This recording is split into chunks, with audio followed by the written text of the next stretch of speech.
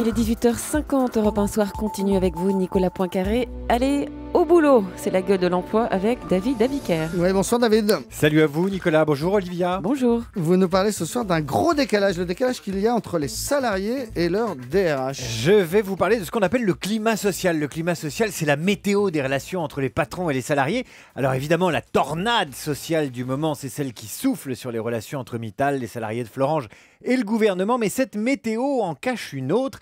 La Ségos a mesuré la météo sociale auprès de 1300 salariés français et de 423 DRH dans le secteur public et le secteur privé.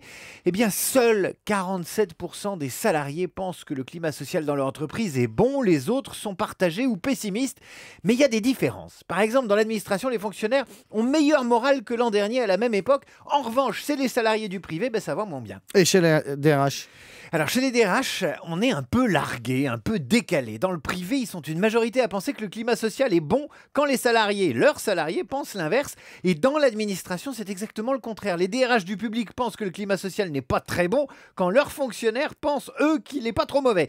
En fait, la perception de la météo sociale n'est absolument pas la même selon qu'on est salarié ou DRH, ce qui est assez inquiétant. C'est flagrant côté salaire. Là, c'est le jour et la nuit. 60% des DRH estiment que les rémunérations sont équitables alors que les salariés pense exactement l'inverse. Et vous l'expliquez comment, David? Disons qu'il y a une vision du terrain et qu'il y a une vision des bureaux en étage, là où la moquette est plus épaisse et les bureaux plus insonorisés.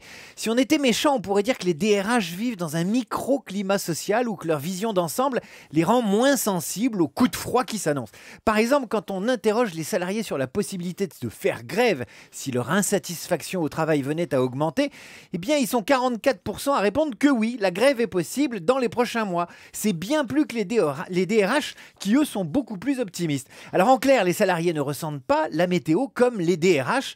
Alors, de deux choses l'une, soit ils sont très très frileux, soit les DRH n'ont pas le bon thermomètre.